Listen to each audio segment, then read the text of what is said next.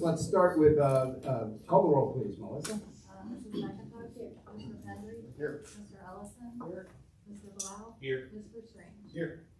We can rise for the pledge to the flag, please.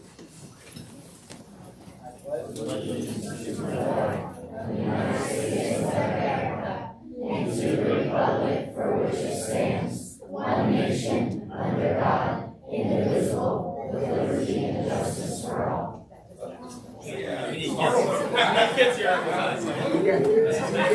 You all can come every night. That was awesome. All right, we have a couple of minutes. I'll entertain approval of the minutes of the July 15th regular council meeting. Entertain motion. Okay, is there a second? All those in favor say aye. Opposed? Okay, also the August 7th Law, Labor, and License Committee meeting. Is there a second? Do we want to read that out loud so everybody knows what Okay. It's on the agenda. Yeah. Is there a second? I'll second. All in favor say aye. Opposed? All right, great. What are visitors communications? The first thing. Mommy. Chief, are you ready? I'm ready. Okay. You know where you went.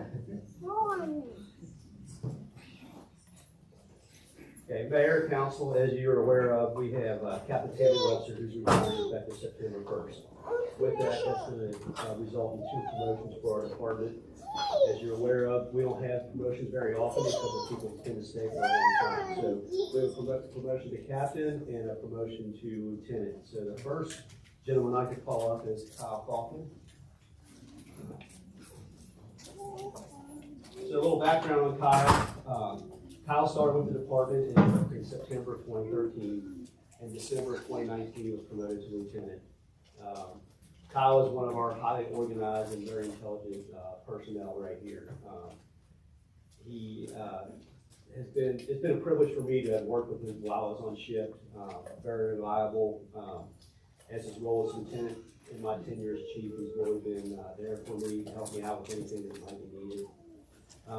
He will be assigned as captain on shift 3, which is what Captain Webster was.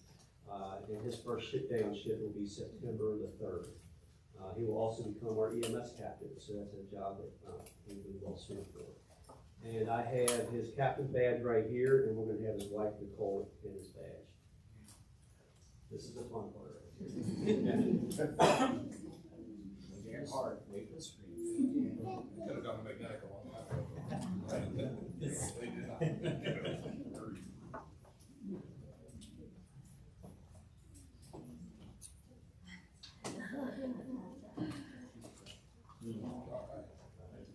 Yep. Thank you, Mayor.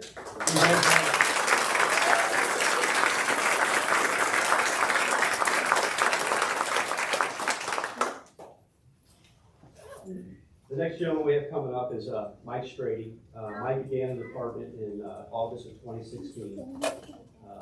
When I retired as captain, Mike was part of my shift, and I can say that there's never been a better firefighter that I've worked with in the department. He's very competent. Whenever I had asked for something to be done, it was already done. When I didn't ask for it to be accomplished, he knew that I wanted it. It was always done. A great story about Mike was we had a full story time. We had a possible fire down at Gettysburg. It was my standing order that the ladder truck always be placed on the roof, no matter what.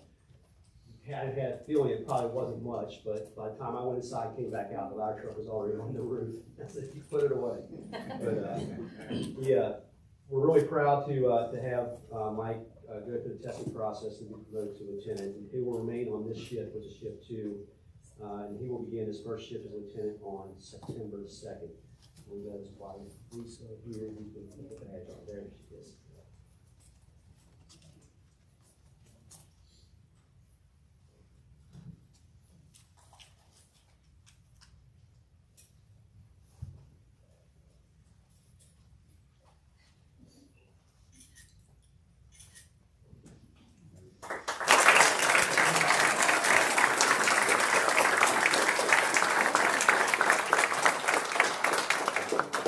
Congratulations to both of you. Thank you for your service to Fort Thomas. Chief, did they want to give a speech? I feel like we've kind of slighted Michael. I'll take care of this. All right, now to the parade winners. We had another wonderful 4th of July in Fort Thomas. A little bit of rain occasionally, but that just cooled us all down. And I'm amazed. The rain's pouring down and everybody's still standing there. Some people went under trees, a few umbrellas, but a lot of people just stood around and said, hey, this is Fort Thomas. Occasionally it rains. It was an absolutely marvelous day, and the floats and all the entertainers, everything was great. So we have some parade winners. I'm going to start with the most original. 3rd place for most original was C.R. Carvin.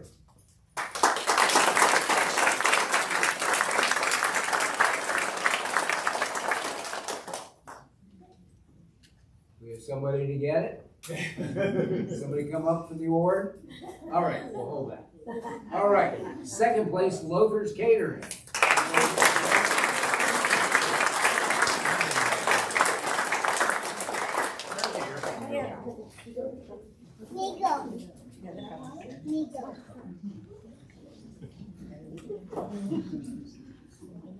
That's right, congratulations. Good job. Congratulations. Congratulations. Awesome. The barbecue was a hit. Good job. Good job. Good to see you. There you go.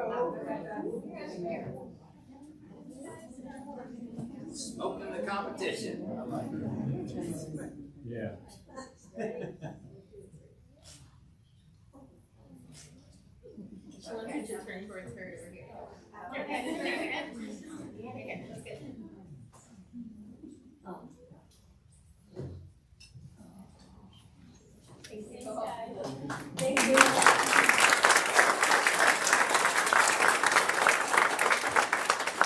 First place for most original goes to Lot B Tailgate for the People by the People Bengal Bus.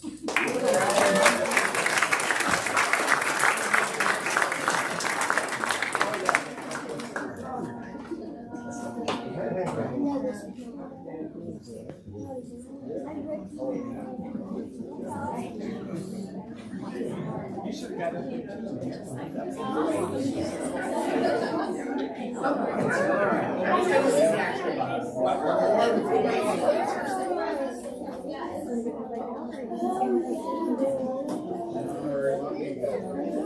Now to most entertaining. 3rd place, Highland United Methodist Church Lawn Chair Drill Team.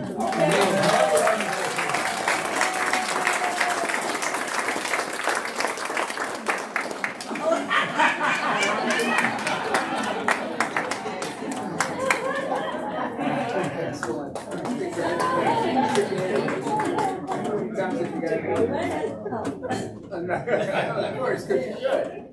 Good. All right. We're so glad you came back.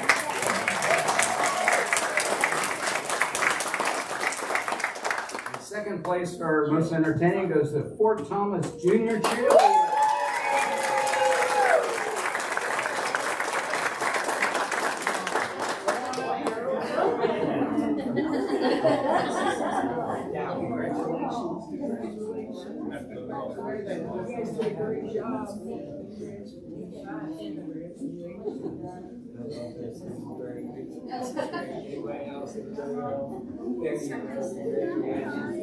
Great job.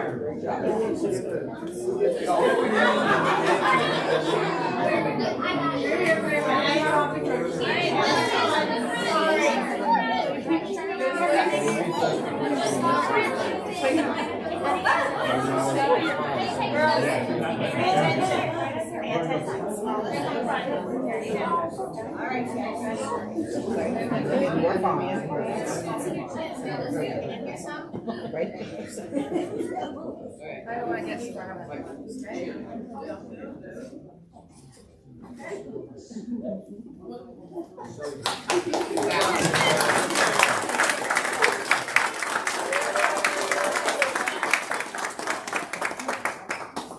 All right, and first place goes to the Groove Crew of Greater Cincinnati. All right,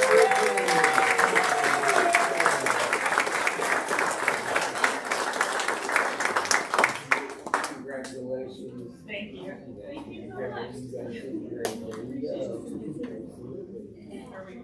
Where we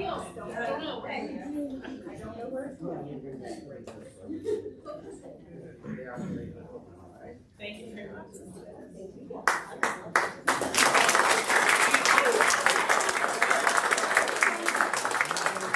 Now we're the best represents the theme, and for third place, we have two winners for third place. One is McNamara and Schaefer families.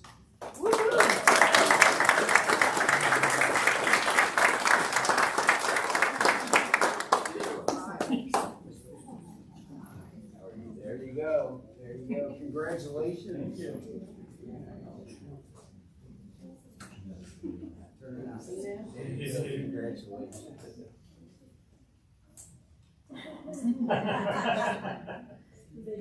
Yeah.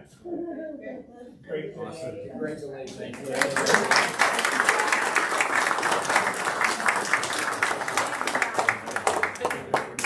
And the other third place winner is the Bombers baseball, 7th and 9th.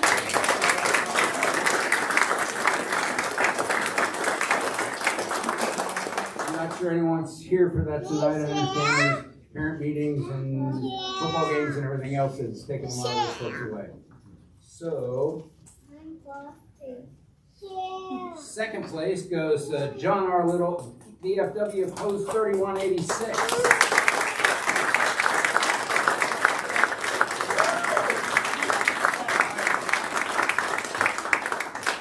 Congratulations. Thanks for being here.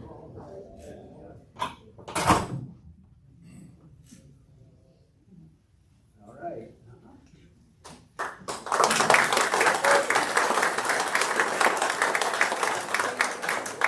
And first place goes to Heart of Horseshoes.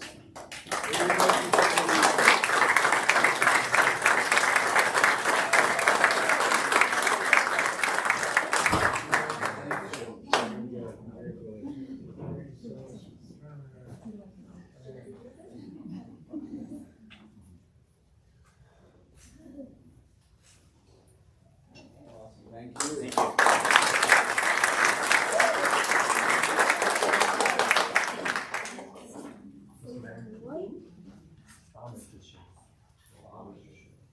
Oh, Bombers?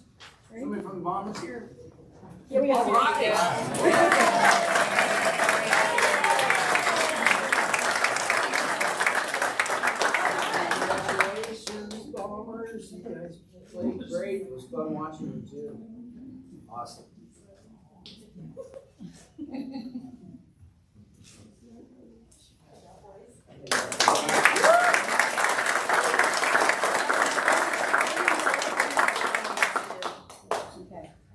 All right, next on the agenda is Fort Thomas Business Council.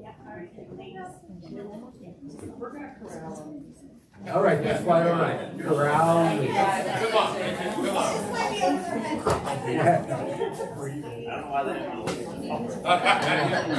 I was gonna ask him to leave after.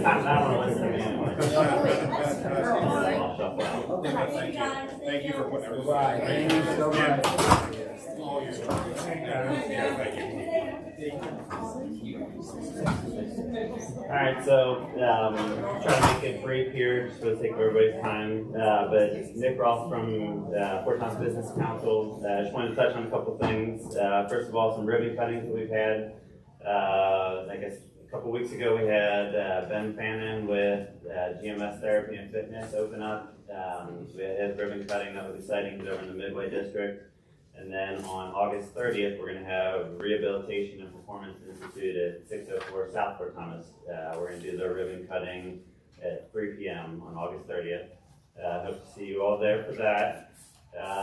Next thing I wanted to touch on is, so we did we partnered with NKU and had them do a project on the Fort Thomas business community. And so they reached out to, there were 3 different groups, and they reached out to a slew of different cities, kind of similar to Fort Thomas's demographic all across the country. We're kind of trying to figure out what our strengths and weaknesses were as a city. So the one student actually came and gave a presentation to us at our last meeting, which was really cool. I mean, his grade was already filed for the semester, but he just kind of went above and beyond, which was neat. But they identified 4 kind of points that they think that our city and the businesses can work on, which are a business onboarding program, overcoming regulatory challenges, business marketing, which is always a hot topic, and understanding our city why. So we kind of gave all of our businesses homework, go home and think about those, and then at this meeting on Thursday, it'll actually be here from 8:30 to 9:30, we're gonna break out into roundtables and kind of figure out, what did everybody come up with, and we're gonna kind of try to make a mission plan to figure out, how we can rectify these things and kind of grow upon them. So that's exciting. Hopefully, if you guys are able to, you can come on Thursday. And then the last thing I wanted to touch on is the Artie Party, which is happening in the Central Arts District this Saturday from 5 to 10. We're actually, last year they did it in the back parking lot, and this year they're shutting down the side of the whole street. So there's gonna be lots of businesses, vendors, entertainment. So hopefully everybody can make it out. Look forward to seeing them. That's great. Thank you so much for the update. Appreciate it. Thanks for having me. Take care. All right. So we are still under visitors and communications. Let's see, first one on the list, Tara Wiedenhorn. Mike Arno, I walk through town all the time. St. Catherine's is the post office, pretty observant. A couple houses on North Fork Thomas Avenue that look like shit. Do we ever send them letters to like clean up the mess? There's one down by Johnson School and one down by Tower Hill Road. I'm sure some of you guys have driven by them and seen them. I don't hate to tell you the address. Second thing is, you guys have been fixing the curb down that in town. Sir, if you could just get with me in the future, because I don't know the addresses. Okay. And we have a good officer that can check these out for me. Thank you. Down by the Pickle, you guys have been fixing the sidewalks down there. It was pretty good. The problem is 2 days later, there's cars parking on top of them. Every time I walk by through there, I'm not sure if they're local people or out of town, which is a restaurant that seems to be doing really good, but they're crappy carpers. They were paying to fix the sidewalks and then they park right on top of them. And same thing on Strathmore, there's a couple people there that park on the sidewalk, and then coming up Clover Ridge, everybody pulls their mirrors in because apparently a lot of cars get sideswiped there. But up at the top of Capri at Clover Ridge, there's a guy that parked 2 trucks, drives across the curb and parks in the grass. It looks bad, it looks like Florence. And then the third thing, got 2 quickies. What's the name of the company that's doing this, helping us with this zoning, redoing the zoning stuff? You have 2 people that show up all the time. CT Consultants. Okay, so how long have they been working for us? Like 2 years, 4 years? On the zoning itself, probably closer to 3. Okay, so how are we paying them? Like a bid, time material? We have a contract with them for time. Okay, so how much money have we spent so far? Over 150,000 now. And it's still going? Oh yeah. And what do you think it's gonna stop? Well, when the council votes on it. And It'd be very easy. I'm not sure that people are that are on that zoning stuff, but why don't we just fire them all? Hire 3 people out here in the back that can probably do a better job and get the whole damn thing done in a couple of months. Thank you. Appreciate it. Well, All right. Okay, Matt Lehman.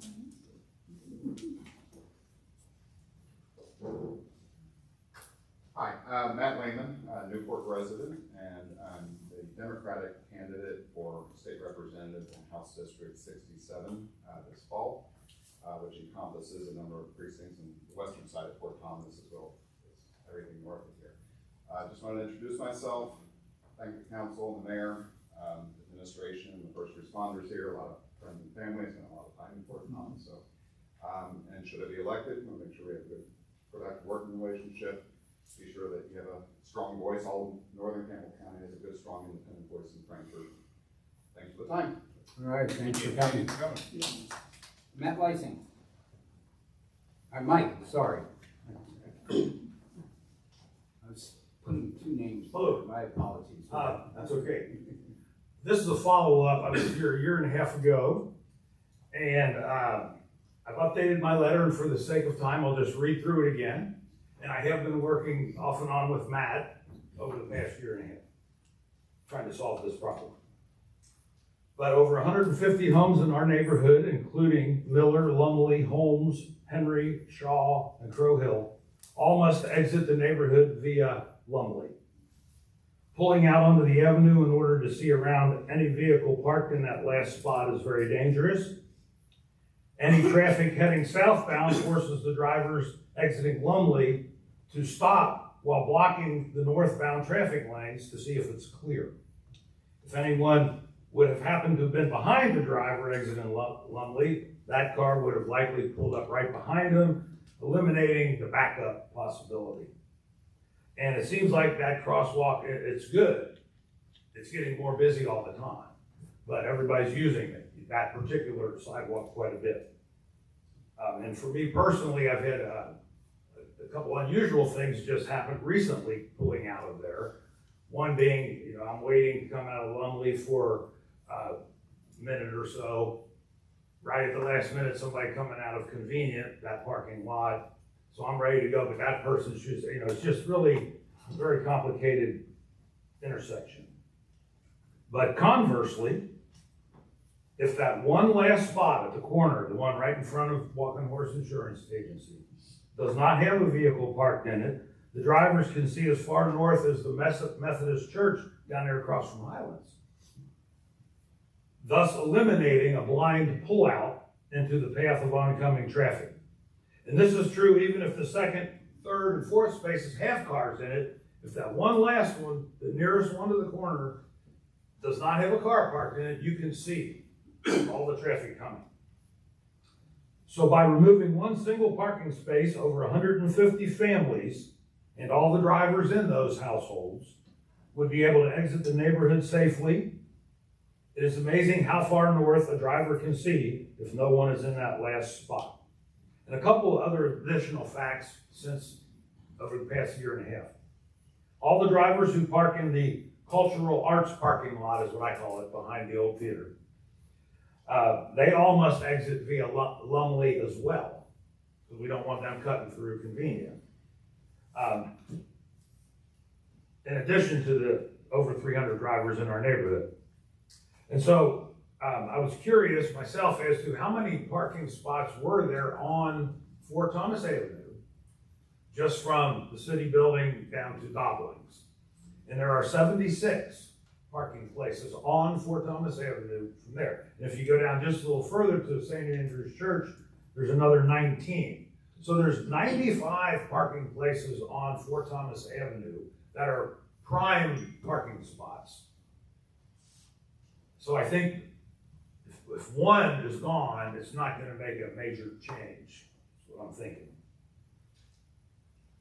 There are also additional spots to park behind One Highland and other lots in town. Number 3, no other street that intersects with Fort Thomas comes close to having the number of homes that would be positively affected by this change. I've gone down Brentwood, streets that I think have a lot of houses on it, but none of them have anywhere near 150, which is what we have back in our neighborhood. So if the removal of one single parking spot would ensure the safety of so many drivers exiting such a busy intersection, it would seem to be well worth it. So at this point, I'll turn it over to Matt if you want to say anything else about it. But thank you, appreciate it. Thank you, Mike. This is what I think, if you'd be okay with this, I'll just kind of add this to new business so we can discuss this a little bit later, a little bit more detail tonight at the meeting, if that's okay. Okay. We'll finish up. Have a comment if you want to hang out and see what they I'll say. do my best. Okay, and like I told you, all of council received your letter, my email, and you received my email, so everybody here is on the same page. Sounds good. Thanks. Thank you, appreciate it. Great, thanks, Mike. Okay, Steph Chalk. Steph Chalk, 21 Lafayette, and I'd like to talk this evening about the residential sales in One Highland, as well as just address a couple of things from an old business standpoint. So we all know that there's been difficulty in selling some of the residential units in One Highland, and I still look at what's causing that, et cetera. I talked earlier about the historically low interest rates at that period of time, as well as the lack of inventory in Campbell County and Kent County. And also, we were looking at a raging bull market in real estate sales. So it's a challenge that they didn't move like anticipated.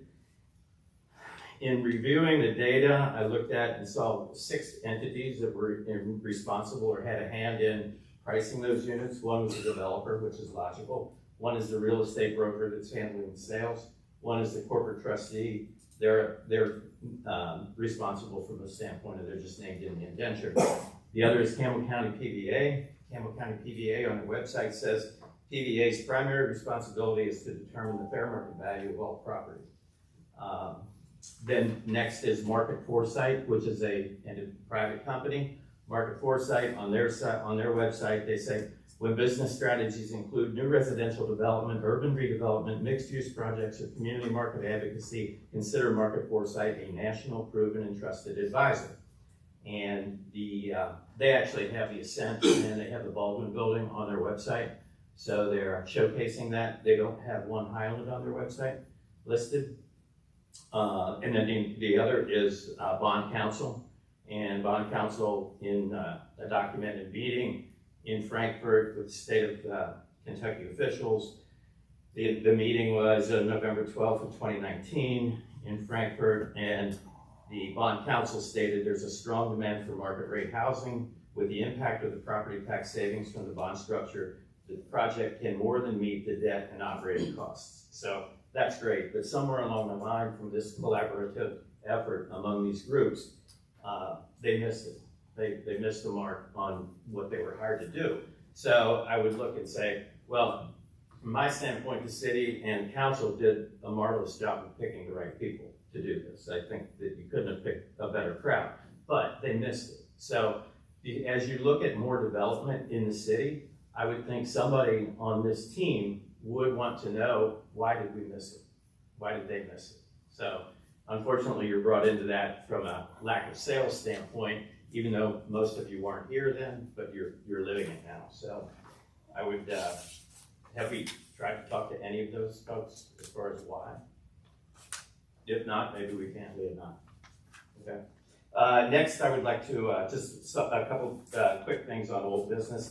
Last month's council meeting, I made a statement. I was informed that my statement was not true when I said pilot payments provide a fraction of what would normally be collected in a regular non-negotiated pilot payment environment. So I went back and looked at the data that I was looking at.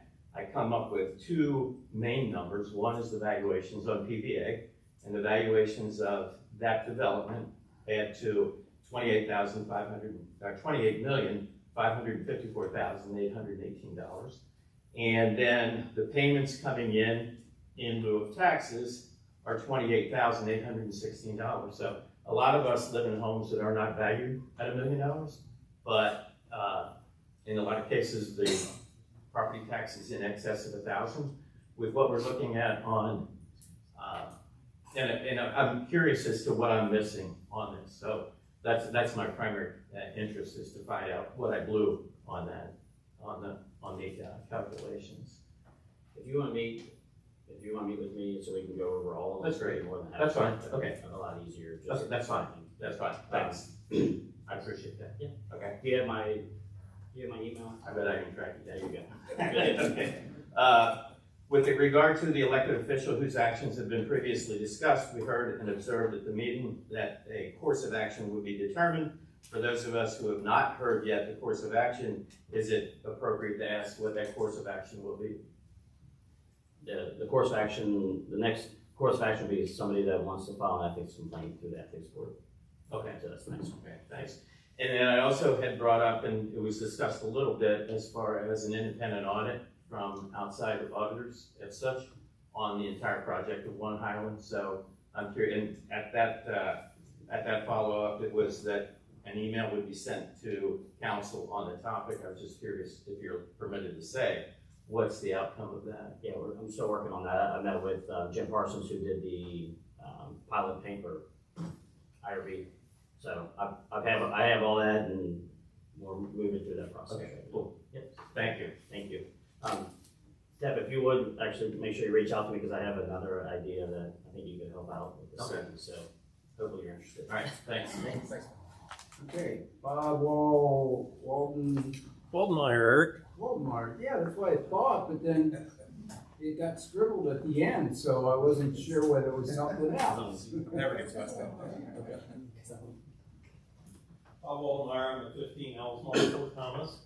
I came last winter to talk about a drain out in the front of my house.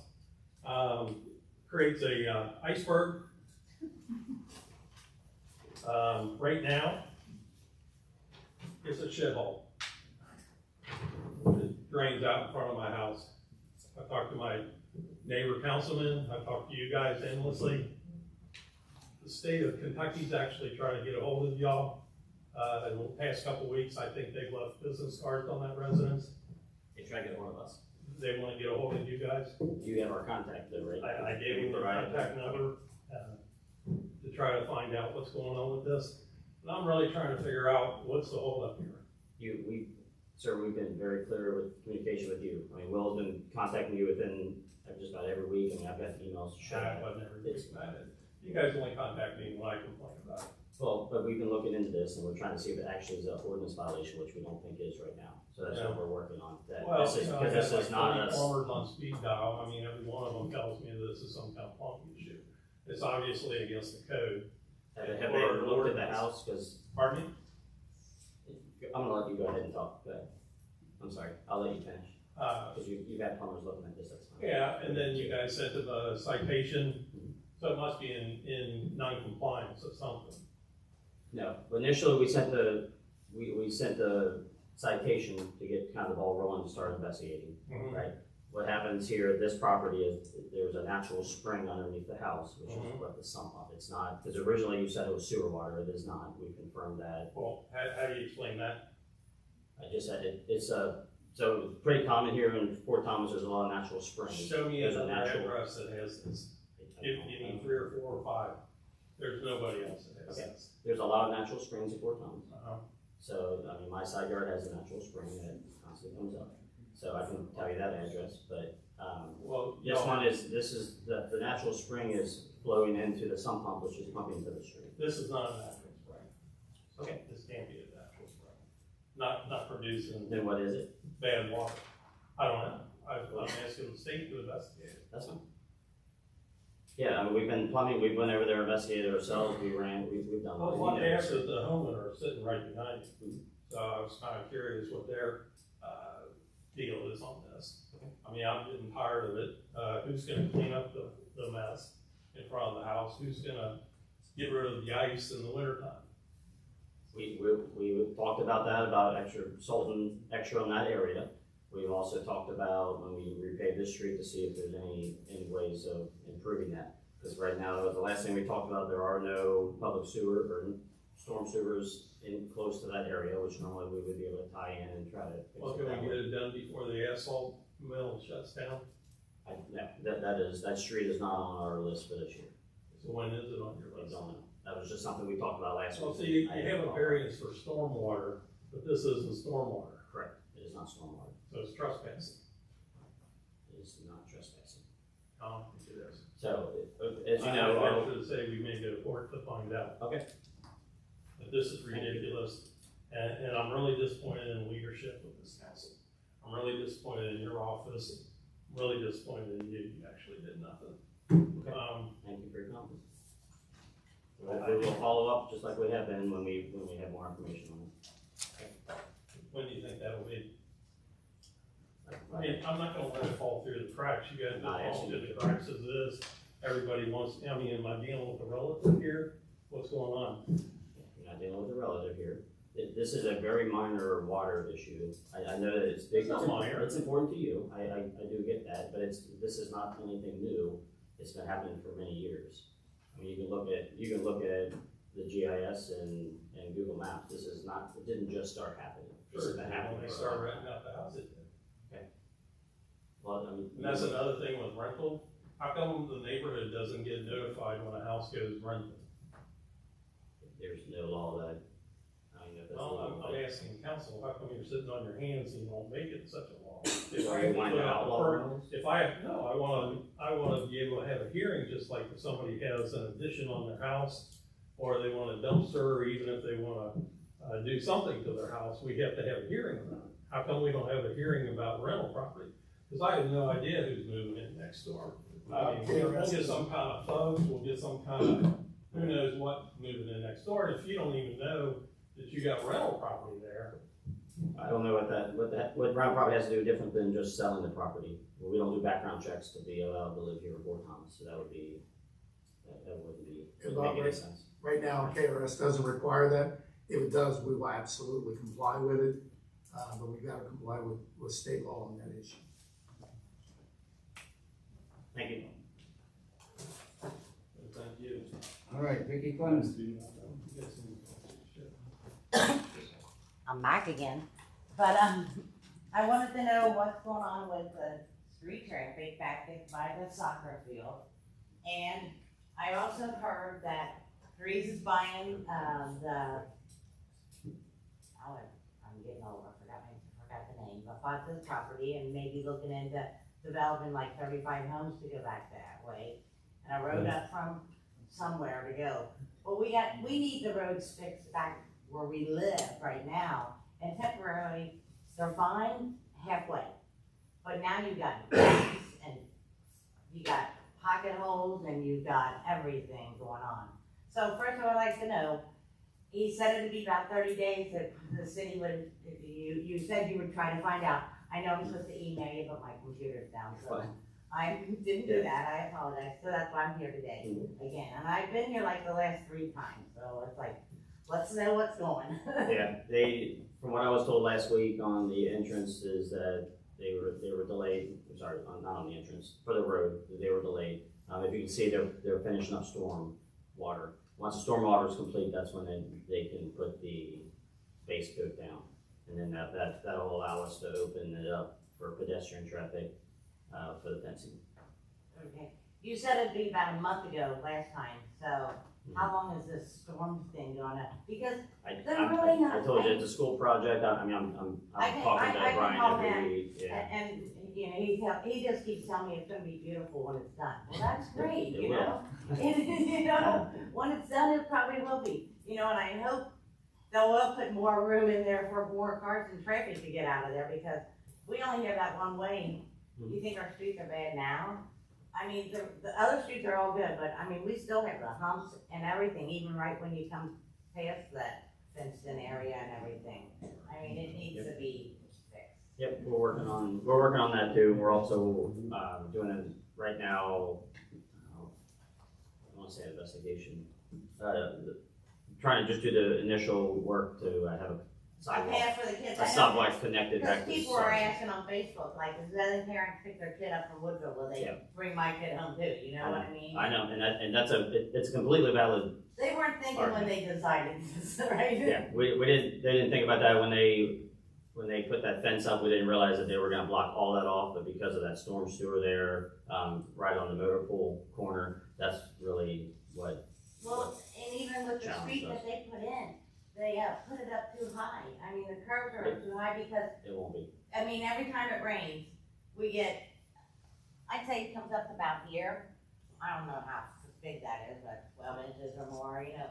Every time it rains, it's right on the main street where you think it's good. It's kind of. The new street, there's a foot of standing water? Yes. That's just because they haven't put the. Yeah, there's still another. Right, my husband told me that too. There's still more road to be there, but once the connection, the elevation is correct. So once the connection is, but regardless, we're focused right now is the pedestrian. Right now, we're focused on getting the pedestrian path open.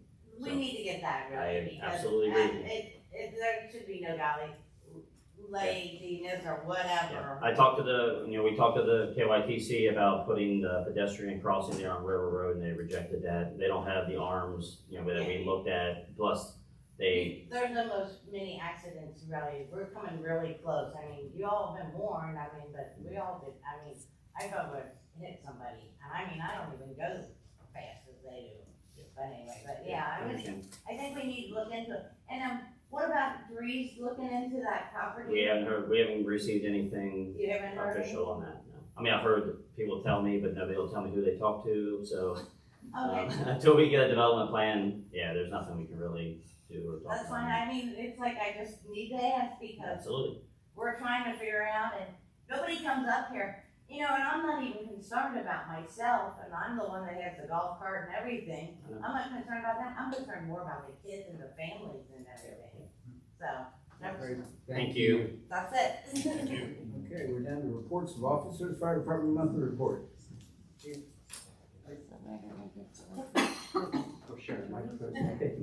So Mayor, as we did as promotions, we do have an opening in the fire department. which we just, with your help and Mr. Kramer's help, we did, offer, conditional offer of employment for a gentleman. He's going through the pre-employment process right now. We don't anticipate any problems with that, and we have an anticipated start date of September 9th. Excellent.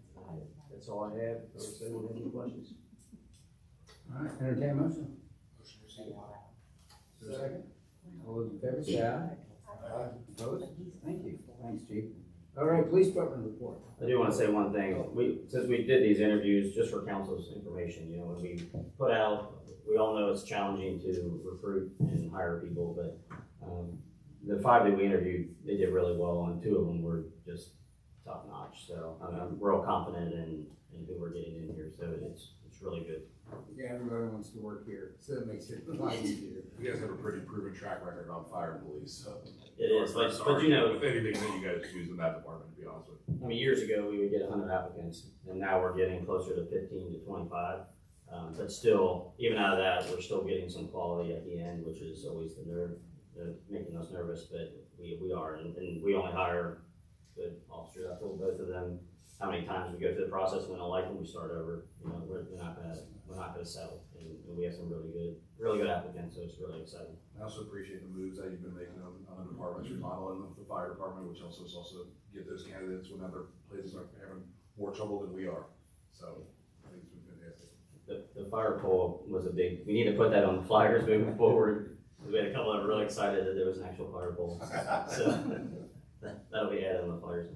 My favorite was when the one guy, and I said this at the soccer thing, when the one guy came and said he'd been in town twice, and when he drove into town, he saw 2 people almost hit each other, and instead of flipping each other off, they both smiled and waved and said, "Sorry, okay," and he said, "This is such a friendly town." I needed to hear that day, and that was to me, that was the highlight of those interviews. When I heard that, I was like, yeah, that's cool, that's a good thing. So anyway, okay, Chief, please. You ready for me?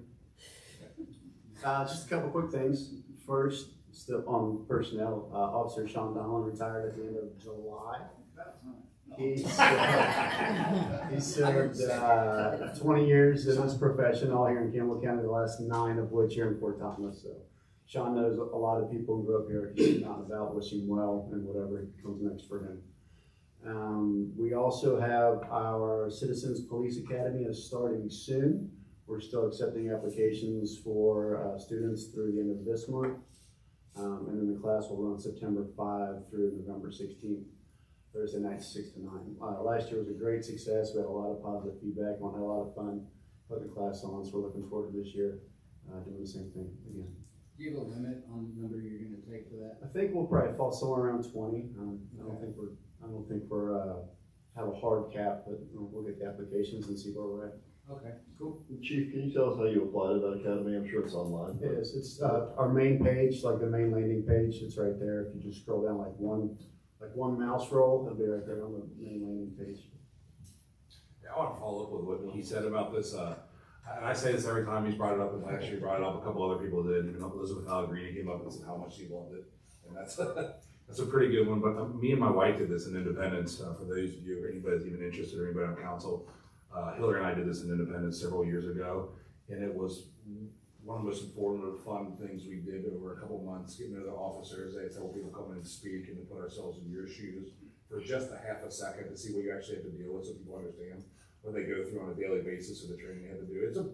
It's entertaining, fun, and you learn a lot from it. And I think you come out appreciating your role even more by tenfold, even if you already appreciate it. And I think Lauren knows she's in charge of the public safety now, and I was for a long time, and Ben and I were on that committee. I'm not sure if you're still on it right now, Ben, but every time someone comes in, when we were interviewing for promotions for police, the recruitment and retention was the #1 thing they would say. So I think people need to understand, anybody listening or anybody, that the things that you guys do outside of just pay in itself are what continues to keep people coming here. And I think I will say it every time you guys talk about it, because I don't think people appreciate what the administration and what you two do to make sure that the people stay here, and then even if we're only getting 5 candidates, that they're all qualified and hard to choose from. That says a lot, you know, so I want people to understand that it's not easy in today's environment to get that done. So it's pretty amazing, honestly. Thank you very much. Probably most of the council his reason, but. All right, any other questions for the police? Entertain motion? Is there a second? Second. All those in favor, say aye. Aye. Opposed? Thank you. City Administrator's report. Thank you, Mayor. We've received our initial analysis, the preliminary analysis from the Carlisle Park drainage issues that we're having down there. We'll be meeting with the state next, actually, I'm just looking at my calendar. This week, we're meeting with the state to see what their analysis of that analysis, I guess, and then figure out what our steps forward. So just to let council know, I'll be sending that out once we have a staff recommendation after meeting with KYTC. I met with Newport last week about it, so we'll have something come up here shortly. We do have a council meeting on September 3rd, which is our regularly scheduled for tax rate. We are holding our tax rate this year, as everybody is, we discussed it during our budget talks in April and May, but we will have first reading on the 3rd, along with probably some other legislation that night as well. And I'll jump ahead. I've talked to Eric Strange here about possibly looking into the Duke Energy Streetlight Program as a part of he is the chairman of the Public Utilities and Building Committee. And we don't get to meet very often, so this is a great opportunity to meet as a committee. I think what we're going to do, if council, since the 3rd should be a pretty short meeting, we usually just have one thing on the agenda. But if we can meet probably at 6:15 or so, and the committee and all council, if they want to go through that. And what that is Duke's coming short here of changing the program, but they provide for changing all the lights in town to LEDs, they provide money back in savings over time. So it's just something that, Councilor Strange can talk about, we can talk about during that meeting, and decide if council wants to move forward with that. And that'll be something I'll put out unofficially, but probably 6:15 should be plenty of time. I guess 45 minutes before the start of that meeting. That way we don't have to have another early meeting. I've noticed over the past few weeks, they've been removing and working on some of the lights. I would assume that's what they were doing. No, that was, we did that. Oh, okay. So, that was just part of, Public Works not working on the street program like normal. That's part of us just maintaining our avenue here. So they replaced the concrete plinths at the bottom of all of them, which again, maybe not many people have noticed. It's a pain in the butt, but they were getting chewed away by salt. So they replaced every one of those. They painted every light pole. They cleaned the lights, so it looks a lot nicer. If you noticed, we've also done the majority of the crosswalks with the brick. So we pulled out the ones that are bad, and Public Works have done that. So they look fantastic. Take a look at them. I mean, it's those little things that if you don't keep up on them, then they really look bad over time. And a lot of them were looking rough. So that's been the big push this last month for Public Works to knock that out. And if you saw them out there, it's removing that light pole and replacing that little concrete thing it's a job. It is not something you can do in an hour.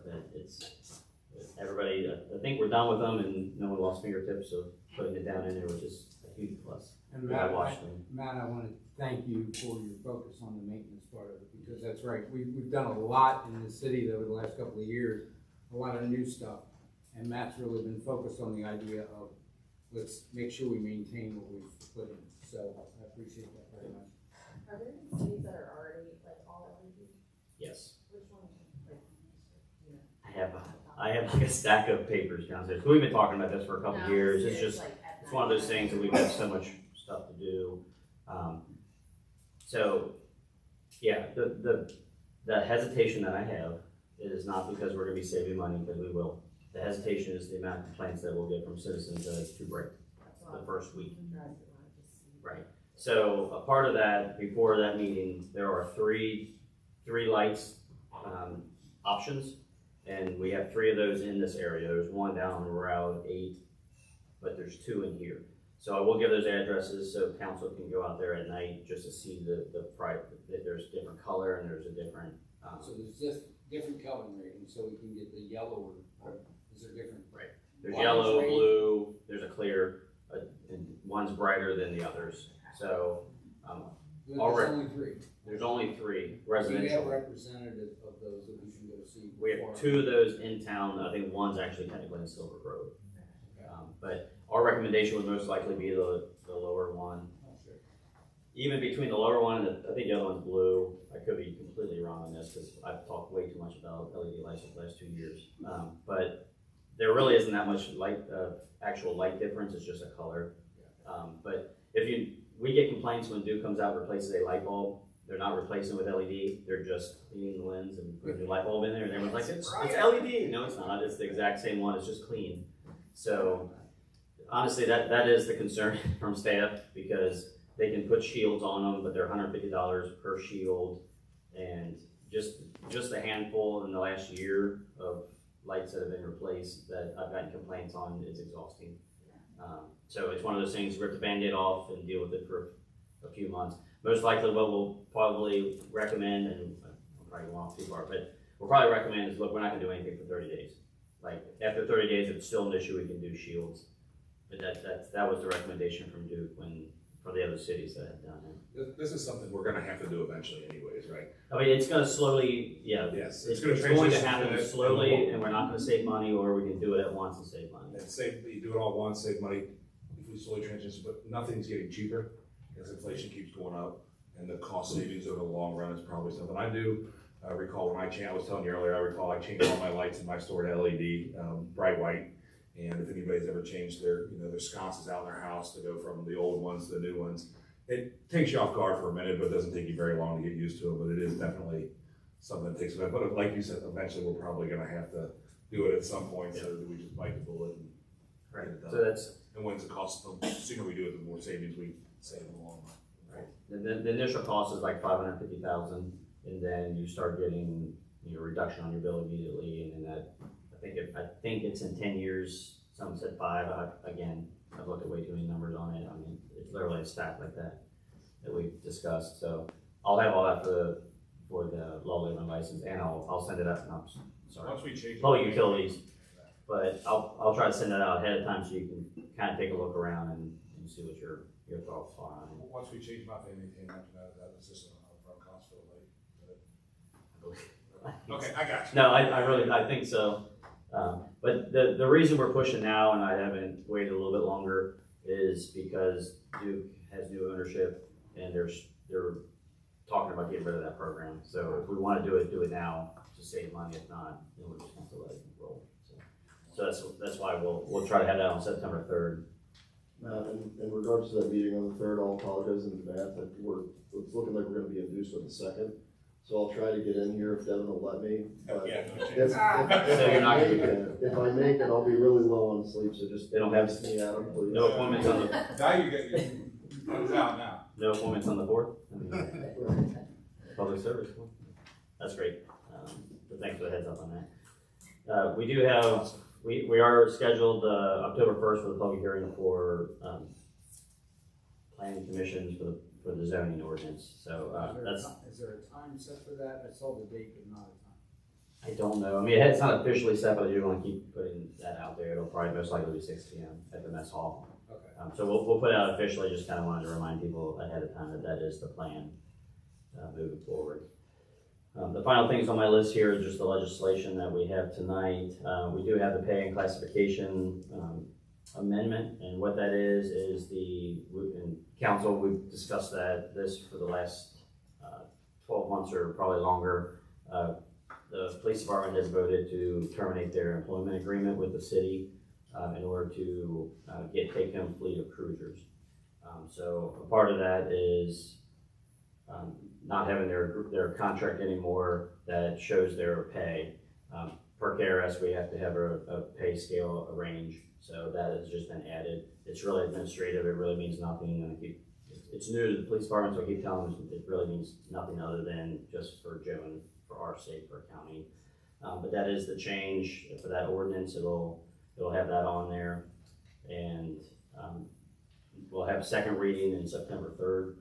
It will also be requesting a budget amendment in order to purchase. We have 9 cruisers to purchase. That way, every officer will have an assigned vehicle that they will drive home and they will have set up for themselves for that. And we've discussed this before. There's a ton of benefits for the city. When we had our big shooting at the end of South Grand there, we had officers coming here, meeting and riding together in cruisers. stuff like that is a challenge when we do have an all-call. So these officers will have their own cars, will have plenty of vehicles, and they know where all their stuff is in their car. Because if you can think about a third shift officer coming in at 10 o'clock at night, having to take their stuff and put it into a car, and if they get into something hot in the middle of the night, they hope they know where stuff is, and it's difficult. So there's a lot of safety issues with that, and this will definitely be better for the city in many ways. So that's the ordinance change here. We do plan on having second reading in September 3rd, and all of that will take effect September 1st.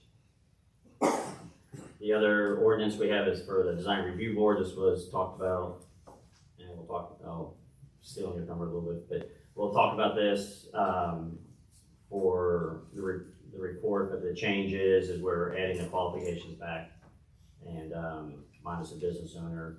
And so 4 of the 5 positions have specific qualifications, and the 5th one will just follow one of the other specifications in there. So Andy will talk about that. The other one, I'm gonna, just so council knows, we're gonna have a lot of these oddball one-liner ordinances over the next 6 months. I have a list of crazy ordinances that we should change that just haven't, not necessarily crazy, but just some that there's parts that just are outdated that we need to change. So I'm probably just gonna pepper those in with emails instead of having meetings about every one of them. This one is about, it's outlawed in our parks to have racing for bikes, unicycles, cars, anything at all. Well, Cora does time trials at Tower Park, and they've done it for a couple of years, which we've authorized because it's part of their program, and it's really great. They have time set up, they have the course closed, so it's a big deal for them. We have allowed it, but technically it is against ordinance. So now, Cora is mountain biking, yes. Yeah, thank you. Yeah, we're not doing drag races. And, I was just being, I got a lot of questions. I was being facetious. Sorry. Yeah, no. But they've been doing bikes, and they're very respectful. They do it safely. So the only change in that, we talked about the low labor license also, is we're just adding in there that they're not allowed to have races without a safety plan and written permission from the city administrator. So that just ensures that whoever's in this position, that they do provide a safety plan to them, and then they authorize it. So nobody can just go out there and have these unless it's sanctioned. So those are the 3 ordinances. Pending anyone's questions, that's all I have. When we rent the mess hall, I think you did go about this in the law labor license. We rent the mess hall, we require people to get a separate policy, insurance policy for that. Is this something that we would think about getting for them because when they're signing up, it's not that much money for this particular instance, or not? I mean, Some of the time trials? The time trials because they're actually racing. I mean, they're riding mountain bikes down there anyways. They're not racing, they're just one at a time. Yeah, one at a time, you're right, okay, one at a time, time trials. So they're still going faster than they. I can ask them what they I mean, I don't know that it's necessary they're riding down Tim, what do you think of this? You mean as far as like trying to get them to sign releases? Should we have them sign a release when they do this, or should we, because we do insure when the mess hall comes about, huh? I don't think that's a bad idea. He legally has to say that. But I mean, if they're already filling the paperwork, just a simple release to. Yep. I mean, I don't think they have to get insurance. I think a simple release would just make me feel better about it. But okay. Anything that justifies my existence. You just earned it right there. So. Yeah. That's a good ad. Thanks. All right, we are down to reports of committees. Andy, you've got your report? Yes. So at the special meeting of the Law, Labor, and License Committee of Council held on August 7th, we discussed 3 items. First, as Matt touched on, we discussed a design review board ordinance update. I requested that regulations, certain previous regulations be reinstated in the ordinance. Last year, the DRB ordinance was simplified and some requirements for being a member were removed that pertain to having actual professional experience. The Design Review Board has a largely expanded role in the proposed zoning ordinance update, and I thought that prescribed that the membership requirements include professional experience. So this amendment, which will be first reading, will be read in a little bit, does just that. The second item was what Matt was talking about with the parks and making sure that to do the race or time trials, they had to submit a safety plan to the city administrator. The third item we discussed was on scooter safety. We discussed how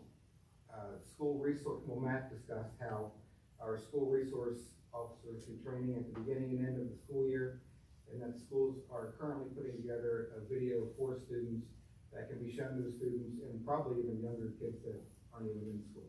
I would imagine that'll be on our website. We also have put up signs in all of the business districts, major crosswalks, and school areas that say "Walk Your Ride," to try to promote kids to get off of their bikes and walk through these areas to keep it safer for pedestrians in the area. Our bicycle ordinance that Matt brought to the meeting that is currently in place addresses all the safety issues that we talked about with regard to these motor-assisted vehicles.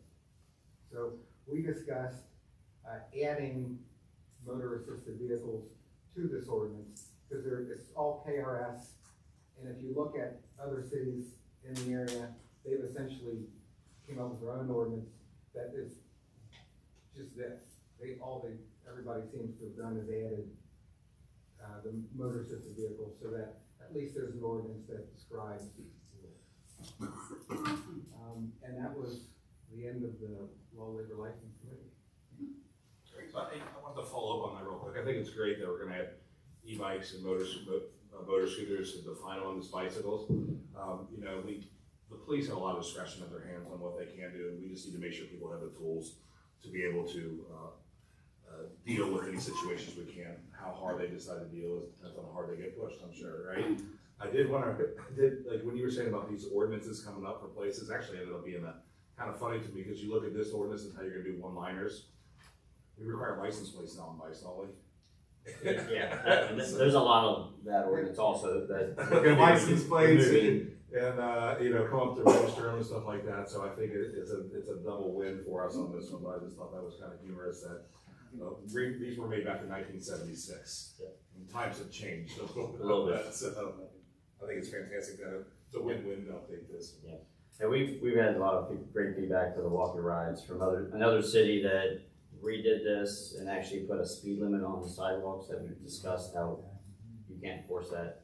And they're getting complaints from citizens because they're not enforcing the speed on the sidewalks now, which is what I talked about. But so it was refreshing to run into that person in Kroger and him tell me all the problems he's having and that they're wanting to use our signs. They want to use our exact signs in that city instead because it seems to be helping at least acknowledging the fraud. So that was a good thing a couple of days after our meeting. Yeah, I got shared on social media pretty good. Fantastic. Yeah, and one thing I want to add from the meeting, Andy did a great job with the synopsis. We had a really productive meeting about this, and we all know it's a huge community safety issue with the scooters in particular, but the e-bikes and pedestrians, and we're conscious of it, and we talked about this in the meeting, so I just want to say it publicly, but it really is a collaborative community effort. I mean, we all need to do the best we can to educate your children, talk to your neighbors. If you're out walking or biking or running and you see inappropriate behavior, don't be afraid to politely call it out. It's important, and ironically, in the last 2 weeks, I've had several encounters with scooters in particular on the sidewalk, and they've all been very, very polite kids who come up behind me and they've either honked their horn or they've said something to me and let me know they're coming. And that doesn't always happen, and I'm sure that's a total coincidence and has nothing to do with anything we've done lately. But just so, you know, it really is. I think it's a community issue, and we all need to be on top of it together, and I think that we're taking really good steps in that direction. Great. All right, thanks, Andy. Good report. All right, there's no old business, no new business. We're down to Finance Committee report and discussion.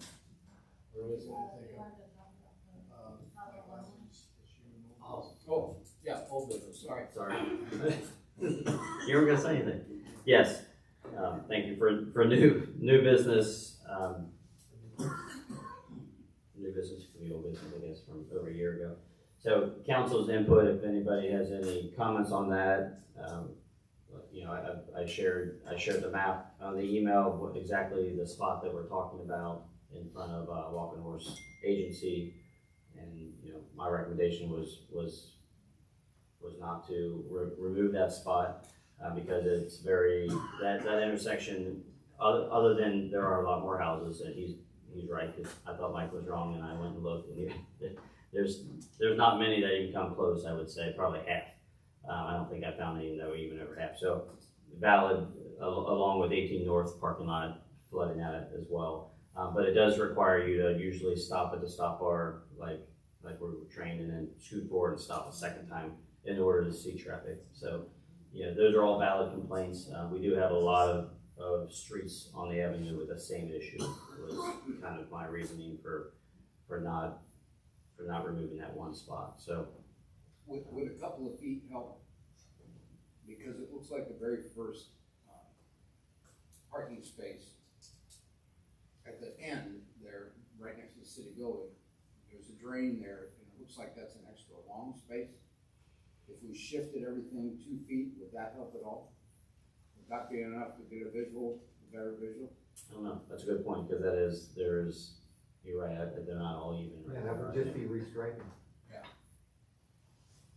Have you looked at that, Mike? Because I think that front parking lot is almost angled. That's in front of where the old Which parking lot? where was it? Not the parking spot where old Fort Thomas Coffee was. That spot closest to here is kind of an angled, goofy spot. I don't know if that one's wider or not. You remember? I just know. I just know that if there was nobody in that last spot, right by the corner, you can see way down the street. And if somebody is in that spot, you can't see anything. Right. Do you have to pull out? So I've been up that street. You have to actually block the crosswalk. Even if you remove that car, though, you still have to come across the crosswalk to look right. No. You do You not. can see all the way down to the Methodist church if nobody's in that last parking spot. When your car is lined up with the stop sign.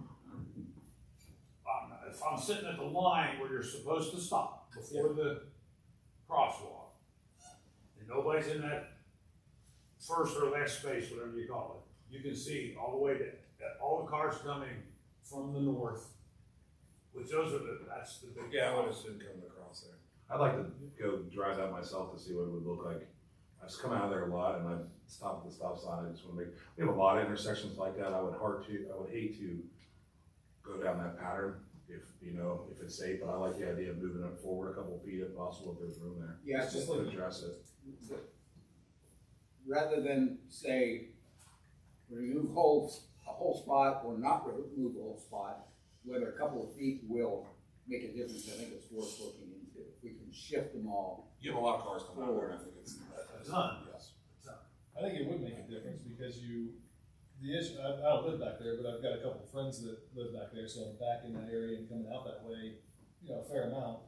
And if you're gonna turn left, the split to the right lane, left lane. If you're in the left lane and you stop, as he's saying, you can't see it. You do have to, if you pull forward and, probably half of my car or more is in the crosswalk, then you have a clear line of sight. So if you move that car a little bit, I think that gives you, No, I don't come into the crosswalk. I think the law of averages is what gets you on this one, because the amount of cars that come out versus another street with 20 ounces.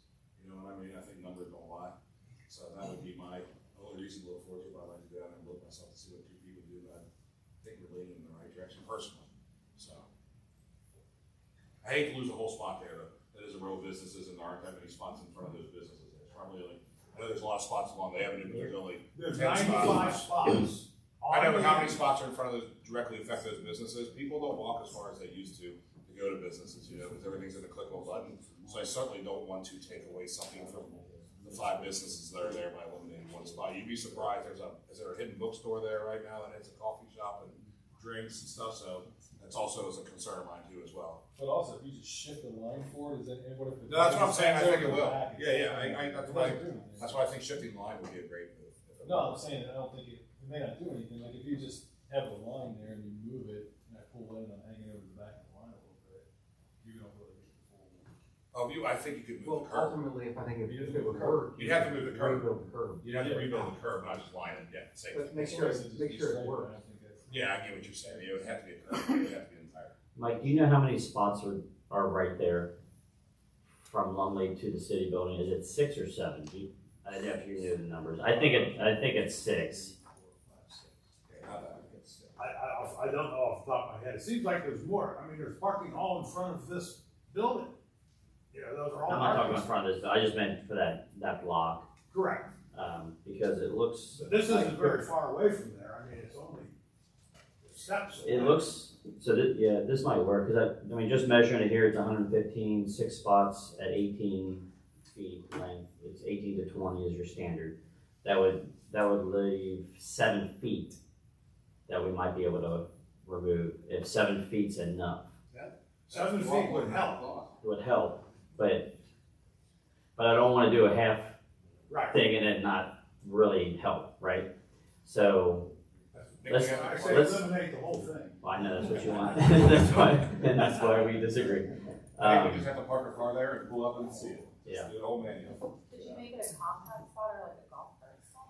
That was his recommendation, is make a golf cart spot, but then we get into More and more. enforcement, and it'd be easier to. I just think it's worth looking at the potential if we shift all the lines. And yeah, all we do is post no parking there for a day and park some cars and put them in the right place and try it out and see if it works. If it doesn't work, then we go back to whether we eliminate the whole thing. People still back up. It's just, it's uncomfortable to pull up and into the crosswalk because it's such a busy crosswalk.